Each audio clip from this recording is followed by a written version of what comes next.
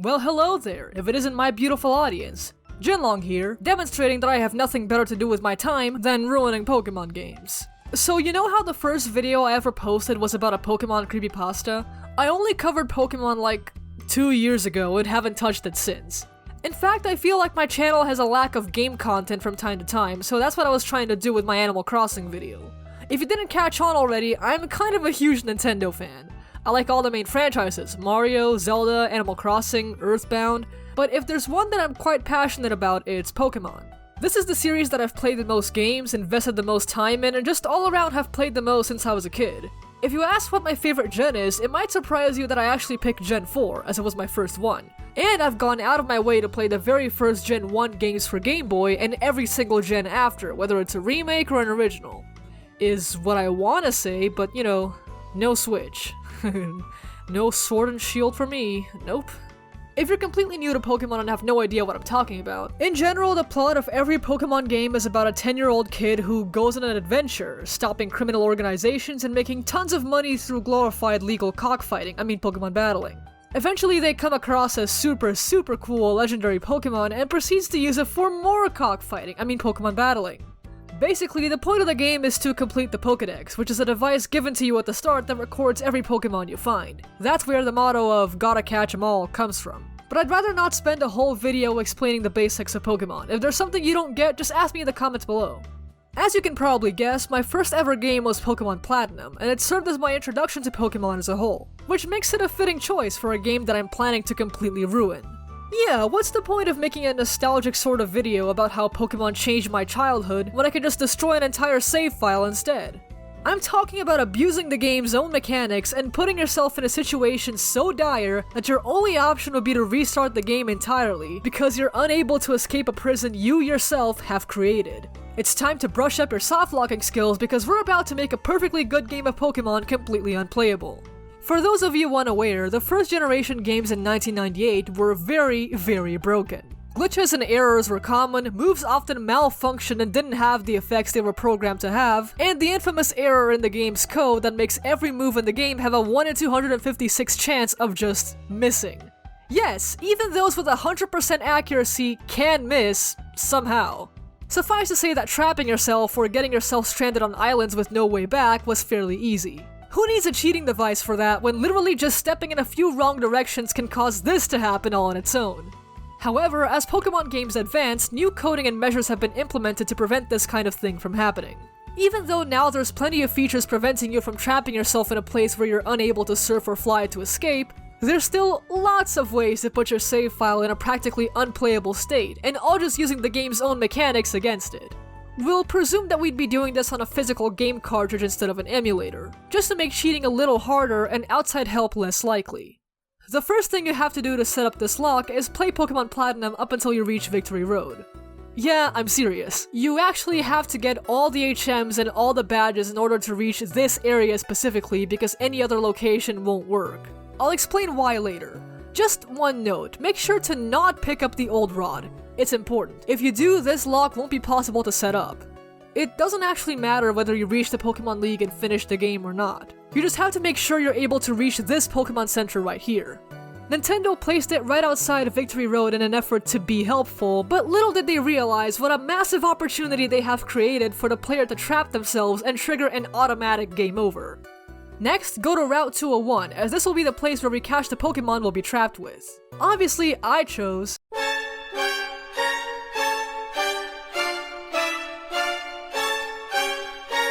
Yeah, we'll be trapping ourselves with a level 2 BIDOOF. As for why... honestly, I just thought it was funny. Now that we have the God of Pokemon in our possession, the next step is to go to Salacion Town. We need to get rid of all our items, especially all our TMs and Pokeballs. Either sell everything you have or throw it away. Next, time to release all of our other Pokemon. In order to make this playthrough faster, I only use my starter and 2 HM slaves. It's actually much better that you do that. Distribute all your HMs between 2 Pokemon, that is. And I'll tell you why. Up until Pokemon Gold and Silver, there were no restrictions on releasing Pokemon. You could get rid of them all you wanted. However, from Ruby and Sapphire onward, they added a mechanic to prevent the exact thing I'm trying to do here. If you try to release a Pokemon that was the last user of an important HM, it'll come back saying it was worried about you. This feature exists to prevent the player from doing something stupid like me, but Nintendo truly underestimates the lengths of which an idiot is willing to go. There's still a way to get around this. Just leave your HM slaves in the daycare. Curiously enough, I did manage to release only one of them just fine, the one that knew Fly. But the one that knew Rock Climb and Rock Smash and stuff kept coming back. So, I guess Fly is considered okay? In case you do have to put both HM slaves in the daycare, all you gotta do is catch an Abra, and then make it use Teleport to the Victory Road Pokemon Center. Then, once you're there, release Abra too. Since I only put one Pokemon in the daycare and there's room for two, I had a different idea. I wondered what it would be like if I gave this cartridge to a friend and told them to escape. But to ensure that they had a little extra incentive, I put a shiny Charizard as a daycare's second Pokemon.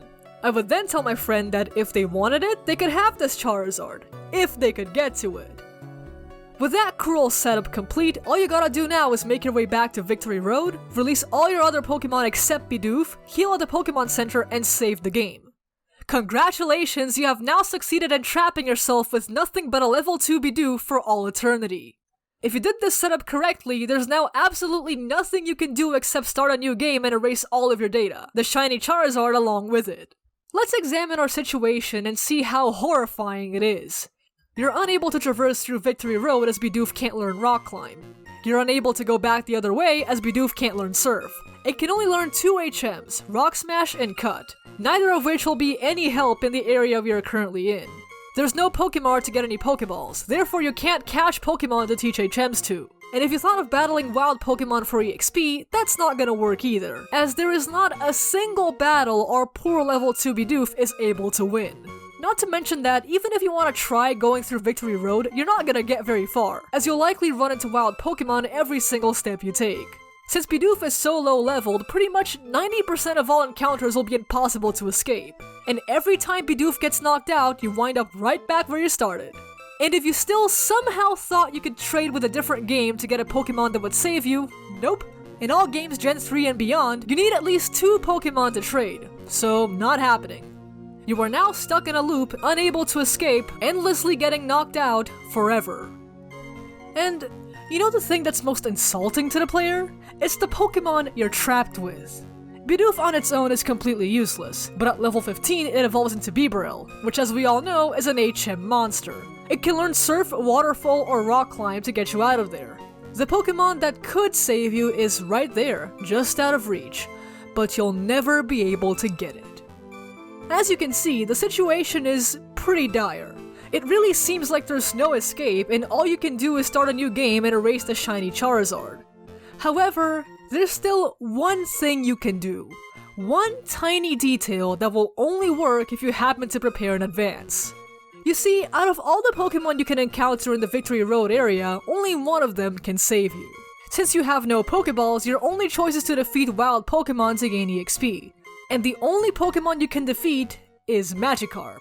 However, there are some things to note here. Magikarp learns Tackle at level 15. If you happen to encounter one level 15 and above, eventually it'll use Tackle instead of Splash and kill you instantly. To avoid one of the most humiliating defeats in a Pokemon game, your only hope is to find Magikarp level 14 and under. Furthermore, Magikarp can only be encountered via fishing. You have to have a rod. Remember how I told you way back to not pick up the old rod? This is why.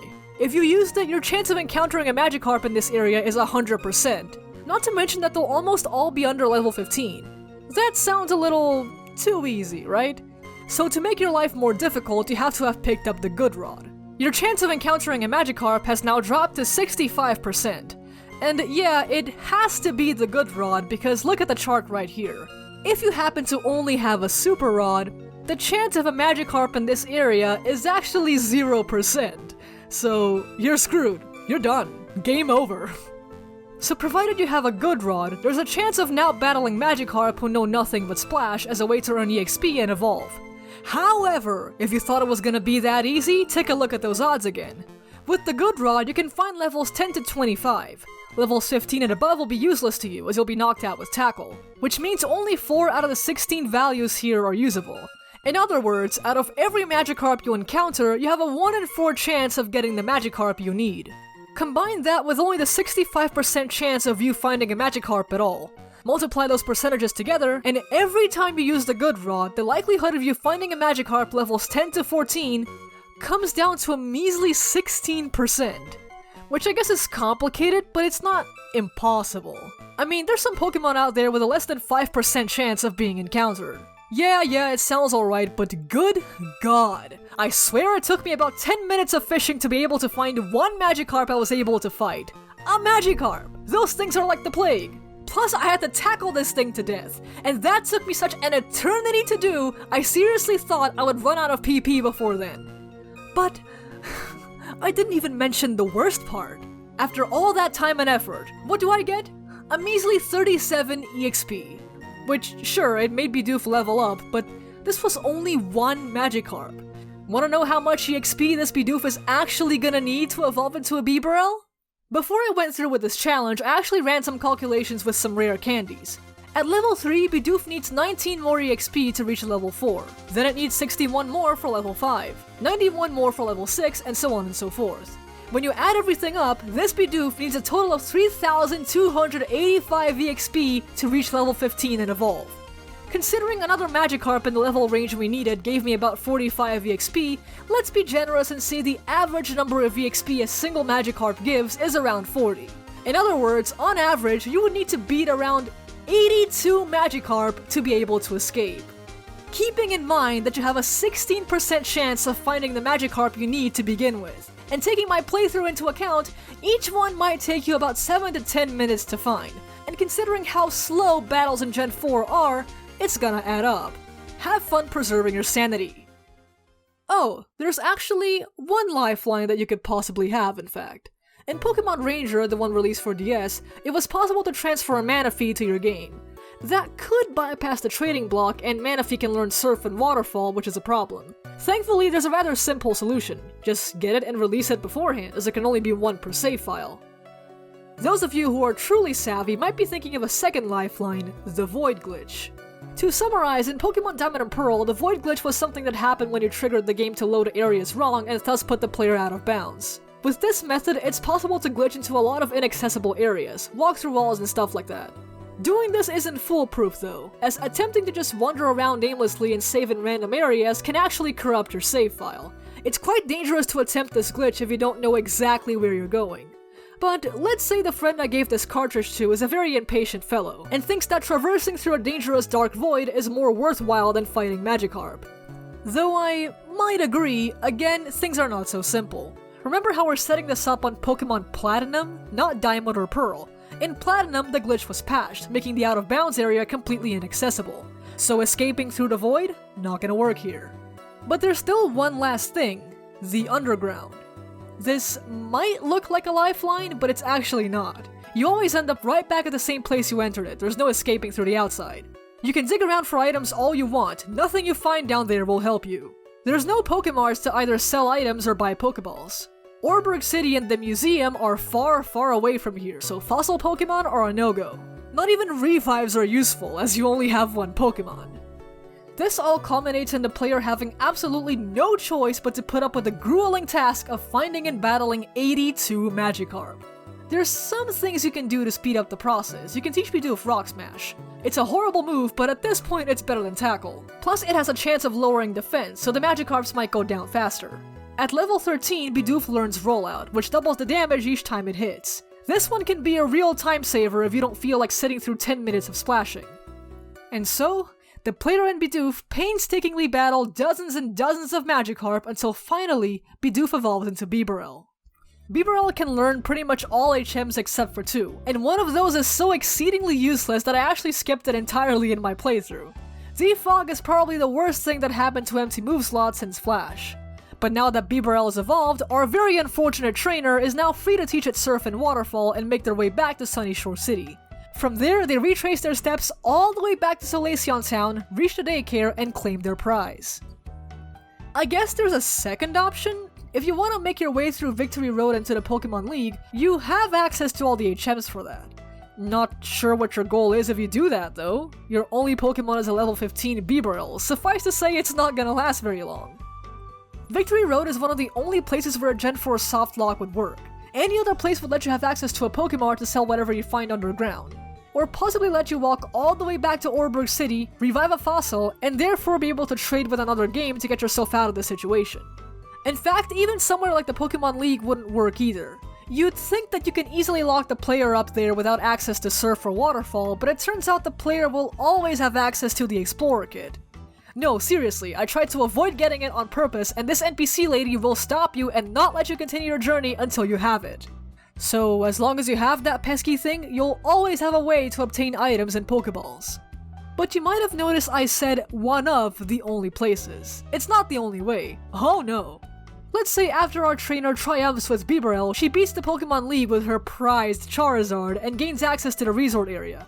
One day, she encounters a Finneon. She catches it, spends a whole lot of time with it, and loves it so much. She takes Finneon with her to the resort area, and only Finneon. She leaves Charizard in the PCs. After going for a stroll, she comes across a body of water, teaches Finneon surf, and goes for a swim. When to her surprise, there's a house sitting on an island all by itself. She goes inside and discovers the gentleman who lives in here is looking to trade his Magikarp for Finneon. Why? What a coincidence! The trainer thinks for a moment and goes, Magikarp? Man, what a sweet deal! And promptly goes through with a trade. Curiously enough, she'd never be able to trade normally if she only had one Pokemon, but since this gentleman is an NPC, it's suddenly allowed. The trade goes through and she has a lovely Magikarp named Fappa. Okay? Happy with her trade, she turns to leave the island, and realizes what an utterly stupid thing she has done. Now that Magikarp is her only Pokemon, she's unable to surf back home. The gentleman ignores her cries for help and promptly stands there, content that he succeeded in trapping this girl on his island forever. Our very unfortunate trainer laments the fact that this is the second time she's done this now. Luckily, she realizes that there are two solutions, either evolve Magikarp or get it knocked out. Thankfully, she recalls she has a good rod. All she would need to do is fish a Pokemon to fight. But, what's this? Where's the rod? Where did she put that thing? Oh god. It seems our unfortunate and very stupid trainer is in an alternate dimension where she never picked up any rods. If only she talked to a fisherman. If only she went out of her way to find them in seemingly random places where the player would never think to interact with any NPCs. With no way to battle wild Pokemon, this poor girl is now stuck, wandering the confines of this house for all of eternity. What a sad, sad fate for her. Hey guys, thanks so much for watching this video. I missed Pokemon a lot and I really wanted to make a video covering it, so I hope you enjoyed this one. If you want to do me a favor and like and subscribe, go ahead. And also follow me on Twitter and join my Discord server if you want to talk to me more personally. And if you want to support me, I have a Patreon, if you ever feel like looking over there and getting yourself some benefits. I'm also not in the easiest of times financially, so if you want to send some support, I'd really appreciate it. But if not, that's fine. I'd like to give a shout out to my upper tier patron, Father of the Hamter, and the rest of my amazing patrons are displayed below. Overall, just want to thank you all for watching, and I'll see you next time. Cheerio!